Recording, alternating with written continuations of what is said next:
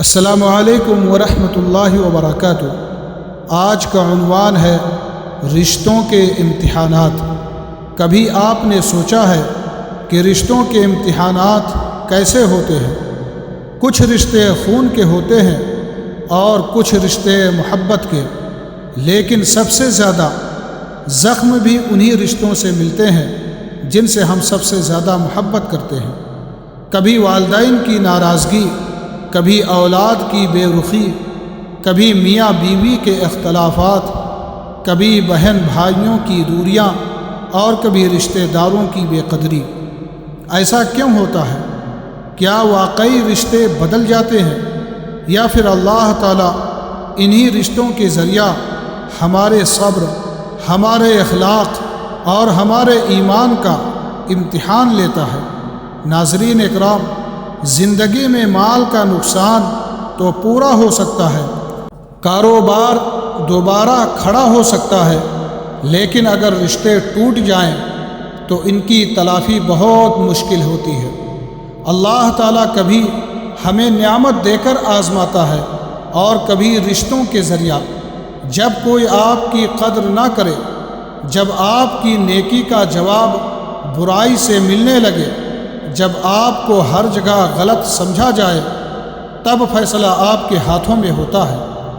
آپ کو بدلہ لینا ہے یا اللہ کی رضا کے لیے صبر کرنا ہے۔ یاد رکھیے، غصہ ایک لمحہ کا ہوتا ہے، لیکن اس کا نقصان کئی سالوں تک رہ سکتا ہے۔ اور کبھی ایک معافی، ایک سلام، ایک مسکراہٹ اور ایک قدم آگے بڑھنا تمام بکھرے ہوئے خاندان کو دوبارہ جوڑ دیتا ہے۔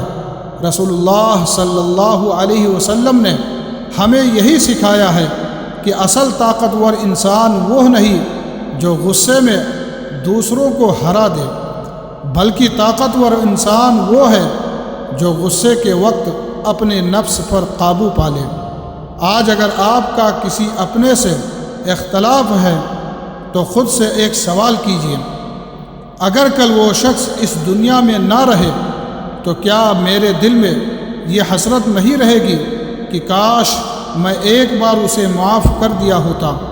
دوستو، رشتے انا سے نہیں بلکہ عاجزی سے چلتے ہیں، اور رشتے صرف خون سے نہیں بلکہ حسن اخلاق سے مضبوط رہتے ہیں۔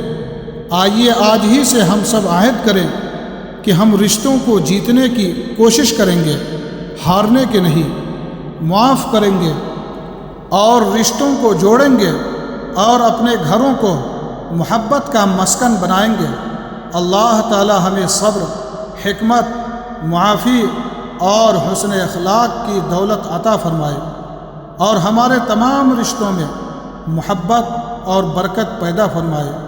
آمین یا رب العالمین۔ وما علینا الا البلاغ۔